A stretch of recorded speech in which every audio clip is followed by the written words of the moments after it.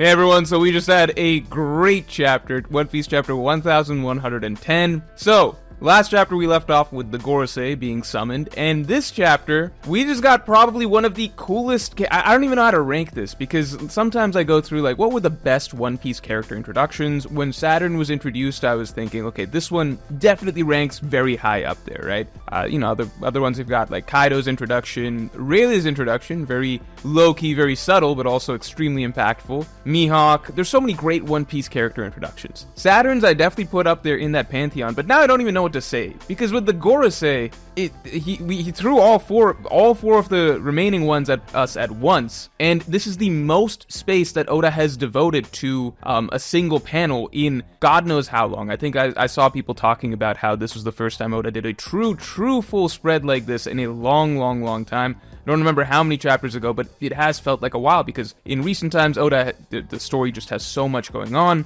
Oda has been very focused on efficiency in paneling, so as much information and content as he can squeeze into a chapter, that's usually his priority. But it's really good to see that he did not skimp out with the Gorosei, and he decided that these guys, they need a major spotlight. I feel like not a lot happened this chapter, but that's a good thing, because it's not trying to rush things along. It allows a full chapter to just play out, with us being able to take in who the Gorosei, like what the Gorosei look like, a little glimpse of what their abilities are, just allowing the impact to really soak in. And one thing Oda did at the beginning of the chapter that I really liked, I feel like this was one of my favorite aspects of how he built the atmosphere of this chapter, was just letting the Vegapunk broadcast kind of play out as the Gorosei, and that's the only audio that we're getting. We're not getting other audio. That's the main audio that we're getting as the Gorosei are being summoned. I felt like that just added a sort of, it's a sort of a movie sort of feel. I think we've all kind of seen scenes like these in movies where there's just this recorded audio or something, or like a message playing or something playing over the radio as something really big and dramatic is kind of happening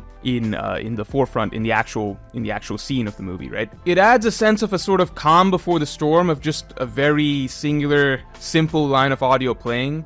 As something really bold and huge and dramatic and game-changing is taking place, it allows a lot of the weight of the moment to sink in as we're getting that juxtaposition of just all these Gorosei emerging as Vegapunk's simple message is playing. I don't know, the entire page was amazing of them actually coming out, the silhouettes, then the full spread of them in their actual monster forms. Let's quickly go through the monster forms really briefly. So, did some research. Venus Juro was obviously the highlight. I did some research in the sense that I tried to look up what his creature is, and it doesn't seem to be a real Japanese mythological creature, so this seems to be a One Piece special. Just a general skeleton horse, devil horse type deal. Oda will probably elaborate on that down the line. It does add more to the idea that Zoro will be fighting Venus Juro, just because, you know, the King of Hell, Venus Juro kind of carrying those sort of hellish vibes. It just seems to sort of make sense, right? Also, I think Zoro being represented a little bit with the Hellfire Flame or something, that's still a little bit vague, and Venus Juro using ice, I don't know. I saw some people talking about how Brook also uses the power of hell, and his techniques are very ice-based, similar to Venus Juro. Venus Juro also being a sort of skull and bone man and very fast. That's just an interesting little parallel. I don't know what Oda thinks hell is like, but I guess very cold, maybe in some ways. The Sandworm, I think, was obviously the biggest of the group, and that's the one that we got to see decapitated at the very end. I'm sure that Jupiter is just fine, so I think this is going to flex again just how powerful the Gorosei's regeneration is likely set to be. It does remind you a little bit of Dune, which is popular at the moment, but I'm sure that Oda had this planned out way back when. Maybe not. No, he probably, come on. Yeah, he had this planned out, right? He must have. I mean, we saw this. Jupiter's, if you go back and see the moment that the Gorosei all faced off against Saturn, Jupiter's form was the most difficult to make out at the time, so that is interesting. So maybe Oda was kind of hazy with what he wanted to do with Jupiter. But Mars being a bird, Mars, I think, to me, is the second coolest transformation. I think Venus Juro's looks the coolest, in my opinion. Mars looks amazing as well. That's pretty cool to me, just because I always felt like Mars had maybe the least standout of the Gorosei designs in human forms. It's hard to say, you know. They all have their own vibe, but Mars always felt like he stood out just a little bit. There's something a little bit more generic. I don't know. At least to me, he got one of the coolest Gorosei transformations, so, you know, that's all that really matters at the end of the day. And then Mercury, so I'm going to talk about this in next week's video, but Mercury, Warcury, I actually believe, and he's the one who did the least this chapter, did pretty much nothing. I actually believe that he is the strongest of the Gorosei. I believe that Venus Juro is second. I'll be talking about that more in next week's video, so watch out for that, but there is reason to believe that. So a lot of people are not getting too hyped about him. Also, Bor isn't the most hyped transformation, but there's not a lot of hype going on about him because he didn't do that much this chapter. You know, Venus Juro took out the Pacifista, Jupiter taking on Luffy, Saturn taking on Luffy, Mars taking on the Barrier. Valkyrie didn't do anything. You could say, well, that's not exciting. I say, maybe that's just because this guy's the one that Oda's saving a little bit more, you know? That often happens with the strongest of the group. So I do believe that all the Gorosei are going to be roughly in the same ballpark, but I do wonder if Valkyrie is going to be the strongest of the bunch. So I'll elaborate on that next week. We don't need to get into the nitty-gritty of all that now. So what actually happened this chapter, Zoro defeating Lucci, big moment, kind of. I mean, it was cool how it happened. Okay, some Zoro fans are really hyped. I'm neutral about this just because, in my opinion, it's just gone on for a bit, so like, cool, we finally got it over with. That's more so how I'm feeling. It's kind of just like, we got it over with. Going into the fight, I personally thought it would be a lot shorter than it was going to be.